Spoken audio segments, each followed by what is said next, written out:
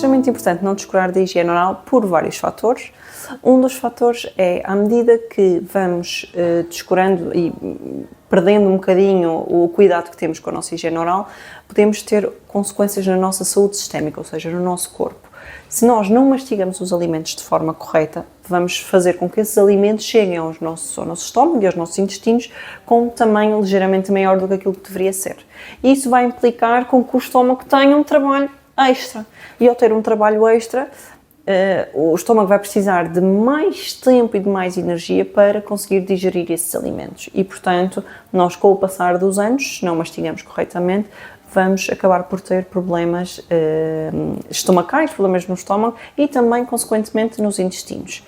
Por outro lado, que é, se nós descuramos a nossa higiene oral, mais facilmente nós temos cáries, mais facilmente nós temos dor, mais facilmente nós acabamos por perder dentes e, portanto, isso também acaba por influenciar também na nossa fala, na nossa mastigação e também na parte estética, não é? Porque nós acabamos por perder alguns dentinhos e, portanto, acabamos também, se calhar, por ficar um bocadinho envergonhados, porque perdemos dentes, não nos sentimos tão confortáveis a sorrir. Ainda por cima somos um povo português e principalmente o povo madeirense que adora sorrir.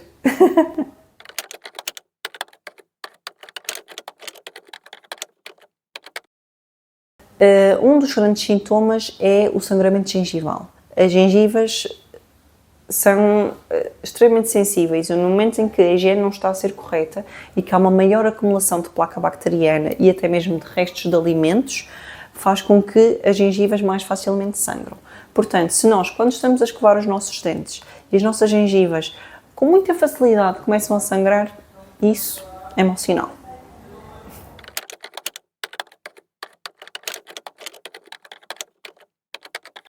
As gengivas podem sangrar porque temos placa bacteriana acumulada nos nossos dentinhos e, portanto, a própria gengiva fica muito irritada, mas também existe outro motivo que é o descontrole hormonal. O descontrole hormonal pode acontecer por vários motivos, tanto em homens como mulheres, mas mais frequentemente no sexo feminino, que, como nós temos no sexo feminino a variação das hormonas, tanto da progesterona como do estrogênio, ao longo do ciclo menstrual, faz com que a própria gengiva também varie com as hormonas. E, portanto, quando nós estamos na altura da menstruação, que estamos num pico também hormonal, faz com que as nossas gengivas acabem por sangrar mais um bocadinho. E isto também se aplica muito nas nossas jovens, não é? Nas nossas pré-adolescentes e adolescentes, em que estão com as hormonas assim, todas baralhadas, e faz com que nesses anos em que as hormonas ainda se estão ali a querer adaptar, as jovens podem ter um maior sangramento das gengivas. E às vezes nem sabem porquê. Eu já tive pacientes que chegam, é que as minhas gengivas sempre sangraram, e às vezes são jovens de 15, 16 anos, sempre sangraram. Eu, como vou comer fora um hambúrguer, qualquer coisa, as minhas gengivas sangram. Eu vou comer pipocas ao cinema, as gengivas sangram. Eu lavo os dentes, as gengivas sangram. E às vezes não conseguem compreender, porque também nunca lhes foi explicado que tem muito a ver com a variação hormonal.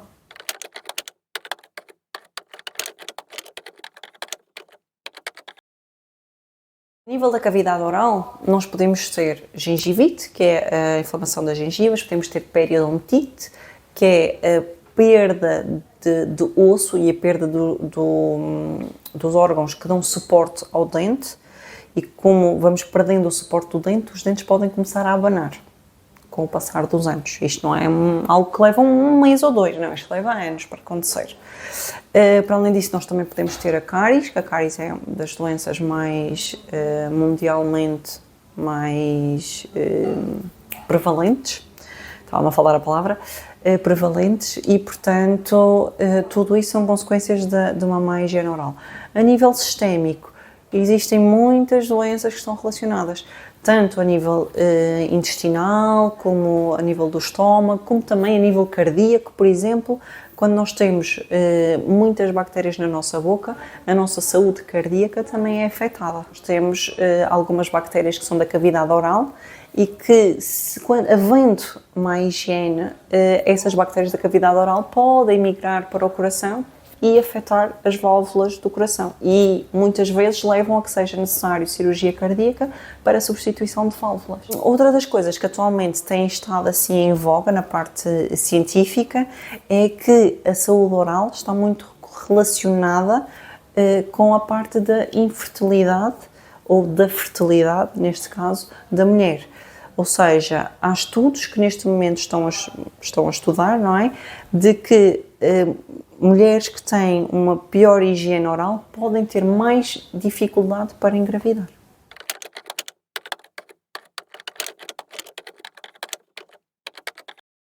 Nós somos o que comemos, não é? Isso é mais pura das verdades, não é? E também a nossa alimentação afeta muito os nossos dentes propriamente ditos. Por exemplo, tudo o que são alimentos ácidos vão afetar os nossos dentes. Porquê? Porque tudo o que são alimentos muito ácidos podem corroer, ok? Podem ir desfazendo pouco a pouco, isto é algo que leva muitos anos para acontecer, os nossos dentes. Como por exemplo, se uma pessoa que todos os dias bebe água com limão, se alimenta de saladas, alface, tomate, etc., que são tudo alimentos ácidos, com molho de vinagrete, com vinagre, etc. O que é que vai acontecer? Toda a alimentação desta pessoa, apesar de ser uma alimentação saudável, é uma alimentação muito ácida. Nós temos de combater esta acidez. Nós temos de adicionar aqui alimentos que sejam mais com um pH mais básico. Por isso é que hoje em dia nós temos cada vez mais aquelas saladas bem compostas, não é só salada com tomate, mas salada, tomate, grão de bico, atum. Vamos acrescentando alguns alimentos para tornar também a própria refeição numa refeição com um pH mais neutro e não refeições tão ácidas. Portanto, um dos fatores que nós temos é a acidez dos alimentos. Os alimentos muito ácidos acabam por fazer mal aos nossos dentes.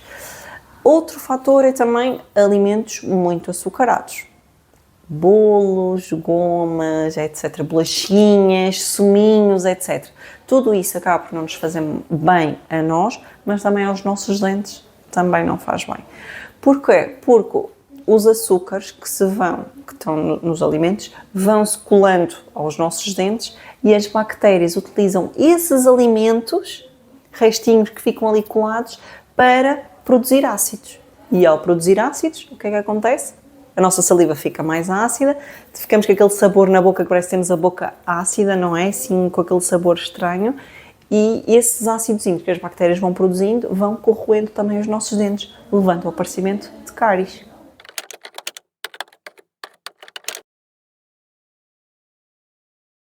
Alimentos bons, tudo o que sejam verduras, tudo o que sejam legumes, carne, peixe, etc. Alimentos que não são assim tão bons, tudo o que sejam alimentos muito ricos em açúcar, tudo o que sejam bebidas gasificadas, tudo o que sejam assim alimentos muito processados, não é? Bolachas e coisas assim, gomas, repousados, etc.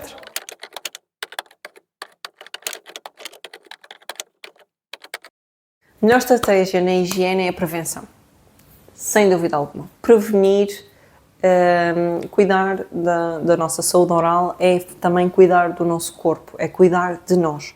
Portanto, fio dentário todos os dias, usar fio dentário antes da escovagem. Muita gente acha que é depois da escova, não, fio dentário é sempre antes da escova, ok? Depois, escovar os dentinhos sempre em movimentos mais circulares, ok? Existem várias técnicas de escovagem, por aí que cada autor determinou a sua, é só procurar na internet, a informação existe. O importante é não escovar para a frente e para baixo, ou para cima e para baixo, nem para a frente e para trás, isso acaba por não ser a melhor técnica. Tanto faz escova de dente elétrica ou escova de dentes manual, desde que seja corretamente utilizada e 2 vezes por dia, sempre, no mínimo, ok? E depois de escovar os dentinhos, cuspir o excesso da pasta de dentes, mas não é preciso passar a boca por água.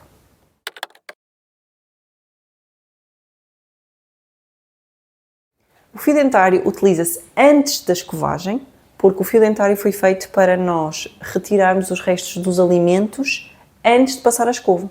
Portanto, quando nós comemos laranja, ficam os fios da laranja entre os dentes. Quando comemos peixe ou bacalhau, por exemplo, ficam os fios do bacalhau entre os dentes. Carne, frango, etc.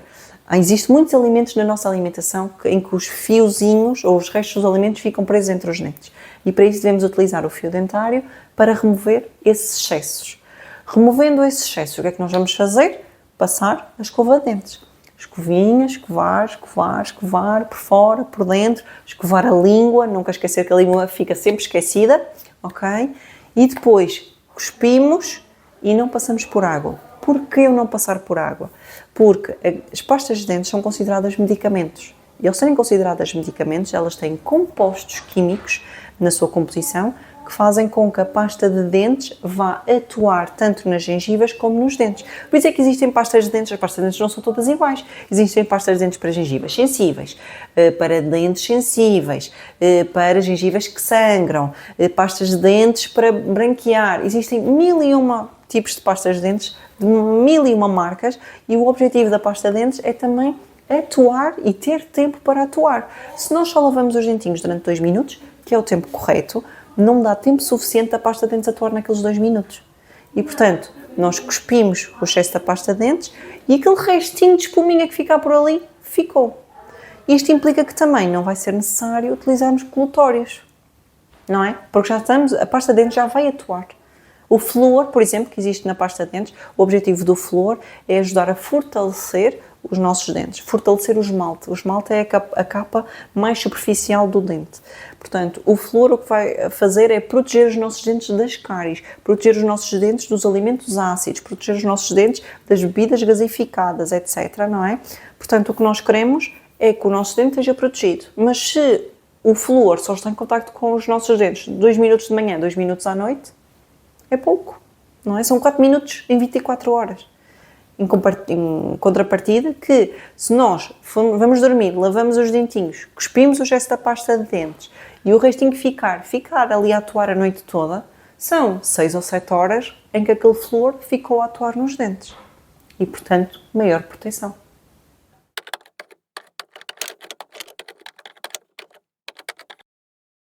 É importante, ou seja, o recomendado é 2 vezes ao ano. E é indicada por vários motivos. Um dos motivos é que uma consulta de higienização não é só para vir fazer a higiene. Uma consulta de higienização é também um check-up. É uma consulta em que nós fazemos raio-x, conseguimos detectar cáries, conseguimos detectar outros problemas que possam surgir na cavidade oral e que nós conseguimos, grande maioria das vezes, detectar atempadamente, não é? Conseguimos detectar quando as cáries são pequeninas, conseguimos detectar quando têm lesões pequeninas, conseguimos detectar tudo atempadamente, antes de termos ali uma bola de neve. Não só a nível de cáries pequeninas e não só a nível da parte dentária, mas também a parte dos tecidos moles, nomeadamente da língua, das bochechas, etc. Porquê é que isto é importante? Porque nós também fazemos prevenção do cancro da boca, não é? Do cancro oral. E existem muitas formas de cancro oral. E, portanto, é fundamental também a participação do médico dentista nessa parte da prevenção. Outras questões que nós também vemos numa primeira consulta, ou numa consulta de higiene oral, não é? Bianual, é o facto de aparecimento de abscessos, o facto de aparecimento de gengivites, periodontites, maloclusões, entre outras coisas, não é?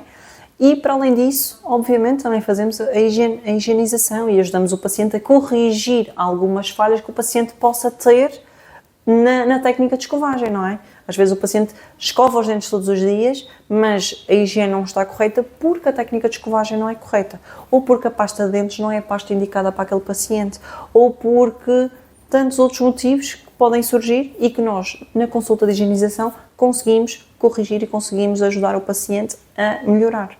É um dos primeiros objetivos. Um dos maiores mitos que eu vejo em consulta é, principalmente nas grávidas ou nas mamãs, nas recém-mamãs, que por cada gravidez se perde um dente.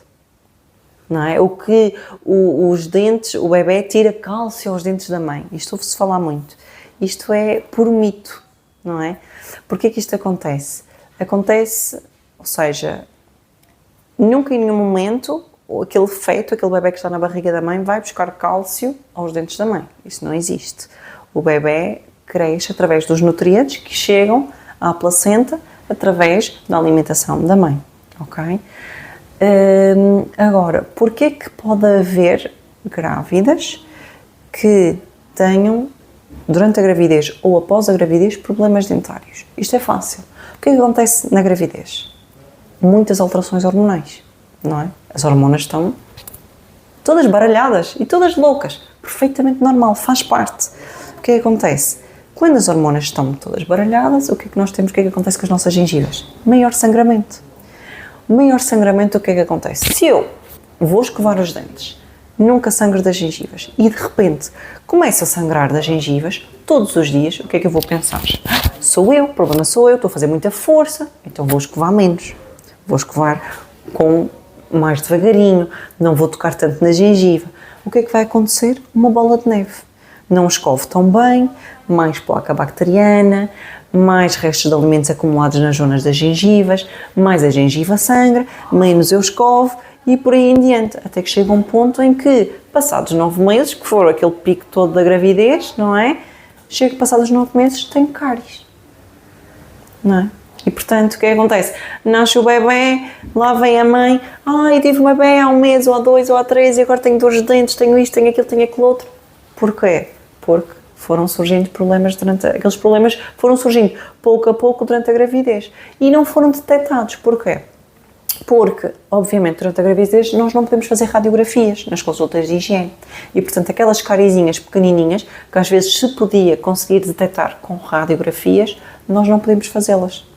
E, portanto, o que é que acontece? Daqueles 9 meses só conseguimos detectar aquilo que é visível a olho nu, não é? Se estiver escondidinho entre dente e dente, não vemos. E, portanto, se não vemos, só detectamos depois do bebê nascer. E, normalmente, quando detectamos depois do bebê nascer, já passou 7 ou 8 meses, não é? E depois já são cáries grandes. E daí que muitas grávidas dizem: eu pela gravidez perdi dentes, ou eu pela gravidez os meus dentes enfraqueceram, ou eu pela gravidez os meus dentes perderam cálcio, tiveram muitos buracos, tiveram muitas cáries. Por causa disso. Não existem pastas de dentes milagrosas. Não existem escovas de dentes milagrosas. O que existe e que funciona é a prevenção. Okay? É escovar os dentes todos os dias. Não há nada que venha substituir a escovagem dos dentes todos os dias, uma correta escovagem. E visitar o dentista com frequência. Não deixar, porque quanto mais nós deixamos, pior é.